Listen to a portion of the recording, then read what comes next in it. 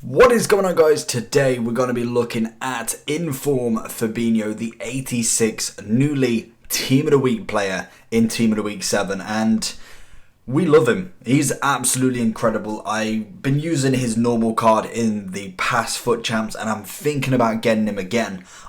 Personally, I'm probably going to try and get his red inform if possible. I think that would be absolutely insane for this week.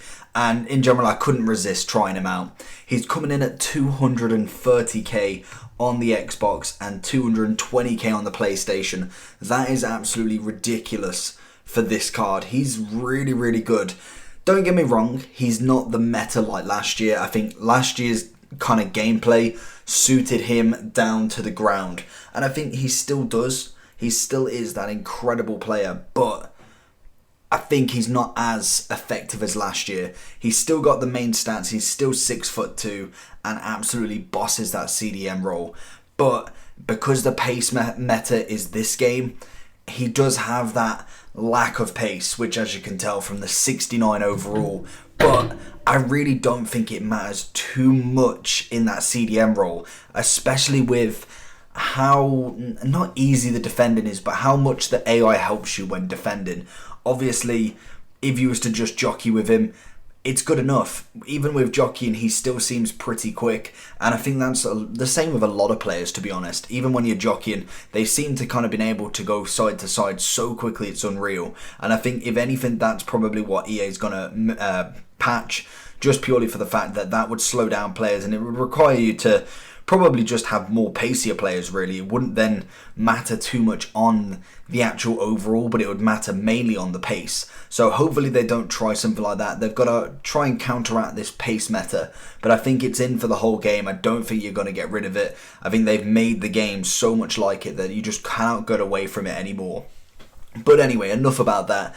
Let's get on to the Fabinho review.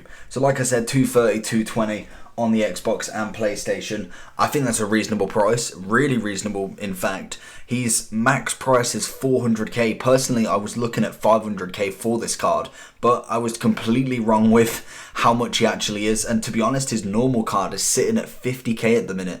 You can get it for about 40 to 42k once he is back in pack, so I probably would wait until then if you're looking to kind of put him into your team as of now. I would give him a go, to be honest. Give his inform a go before, obviously, he goes out of packs. And make sure you kind of get him in that early Thursday set just as rewards come out. More than likely, he'll drop a lot and then probably go back up later on in the day, ready for FUT Champs weekend. Personally, as his basic stats, 3-star skill moves, which I'm not too fussed about being a CDM. I'm not planning on doing loads of McGeady spins and all of them turns and tricks. So I'm quite happy to let the skill moves slide. But he's only got a 2-star weak foot, and that again can be detrimental to his game if he's being pulled left, right and centre and is being the main person that you're using to kind of defend with. That can be an issue when it comes to passing the ball out, trying to make that tackle on his weak foot. All of that stuff is always going to be difficult with a lower starred weak foot. And to be honest, I didn't even notice on his original card that he only had a 2-star. But personally, that can have an effect. I think personally there isn't many better than him. I think personally there's probably Kante's really, really good on this game. And then you're really looking at the icons. I don't think CDM-wise there is many choices. There's a few. Witsel is a fantastic budget CDM. But when it comes to the real top rated, you've got Kante, I suppose, as a really nice CDM. Hullet Vieira obviously have always been quite a nice pairing. And apart from that, you probably can think of more. But on the spot, there's not a huge amount, to be honest, really, in this game. Personally, I did like his defensive ability. Thought that was absolutely class. Covering was fantastic. Really good at using the space outside the box and, well, both ends of the box. That's what I'm trying to say. Physical side of him was very, very nice. Looking at his physical stats, 89 stamina, 81 strength and 86 aggression. Heading wise it's very average, 75 on the jumping and 76 on the heading accuracy, but he is 6'2" already. You don't expect him to have a 99 jumping with that height already. It just wouldn't happen. Dribbling wise, not the greatest. Very, very sluggish kind of dribbler. He can do the ball roll, he can do the drag backs, so that is something, but it is all very static movement with him. He's not the quickest at turning, and that's something just to bear in mind. His agility and balance is both 67, so it's low enough to notice a difference, really. Apart from that, reactions are nice at 86, composure's at 86, which again is a very vital stat for him, especially being a guy that's going to be...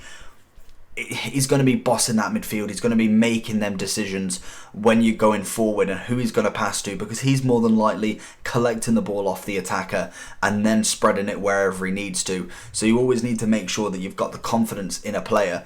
And even with these stats, I was still very happy with him on the ball, and I thought he picked it up quite nicely. Interceptions is fantastic, as he always has been. Standing tackles are sublime, and just in general, a very, very nice CDM. His normal card was brilliant. Personally, I didn't see a huge difference in between this card and his 85. Mainly you're getting a 1 increase on physical, pace, shooting and passing, and a 2 increase on his dribbling and on his defending. For me, I didn't notice a huge difference. Obviously, it's only a 1 upgrade, so there's probably not a major difference for him. But obviously, if you did get him in a red pick, then that's a different story. Fantastic for you, and hopefully we can pick one up. I'm looking for Mbappe, I'm looking for Fabinho, so they're the 2 this week, and hopefully everyone else gets them as well, because that would be insane. Chemistry style-wise, personally, I'd be looking at something along the lines of Engine. I think defending wise, he's phenomenal. I think he's good enough to definitely warrant not putting a chem style on him. Engine will get you 74 pace, which puts it up that little bit. That's good enough again. 86 dribbling, which I think he most definitely needs to help him out, and then also gives him 85 passing just for that extra confidence going forward. Defending and physical wise, I personally wouldn't touch them. The only thing I could probably say that could be better is possibly going for a catalyst. But again, you're missing out on that dribbling stat, and I think that is the major area where he really needs to upgrade. And as there's no pace dribbling, I think that is the perfect combination you need. Passing, dribbling and pace with an Engine. I think you can't go wrong with that, to be honest. And then we go on to the player review, the overall. Obviously, I do think he is better than his normal card. I think that goes without saying that he is better, but personally not by much. That is what I'm trying to say. I think for the 230k that you're going to spend, I didn't notice enough of a difference to warrant that extra 180k difference in getting his normal card and getting his inform. So unless you get this card untradeable, personally I wouldn't go for him.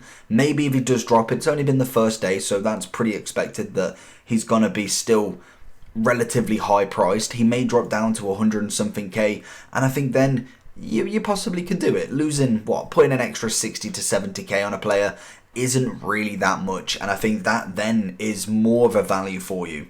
I do think this card is value for coins, just because 230k for a player of this caliber is nice, but it's when you can start comparing them to their previous version, is he then value for coins? As a comparison to himself, I'd probably say no. As a value in general, I'm really happy with him. I think 230k is very reasonable for the very first day. I'd be happy as long as this card eventually goes down past the 150 mark, and I think he's got potential to. I really think if he's 230 in the first day, I think he really can drop down, as long as obviously he doesn't rise back up in the night for some reason. Personally, I'm giving him a 9 out of 10 for FUT Champs. I think he is fantastic, and 100% would use him in FUT Champs if I had him or managed to get him in an untradeable pack, red pick, whatever you want to. And then I'm giving him an overall of 8 out of 10. I think he is a good CDM. Personally, I do think Conte is better.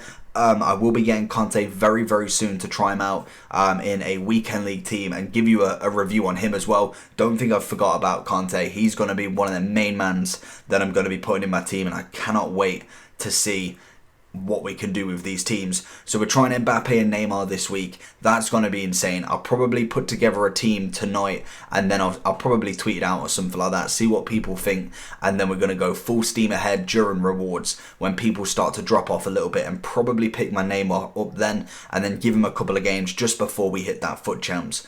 So hopefully you enjoyed this video. If you did, make sure you smash that like button down below, and make sure you subscribe with the bell button on. We're nearly at that 4k, so if you can help, that is incredible. And if you've made it this far, thank you very much. Have a good night, and I'll see you for the next one. Peace.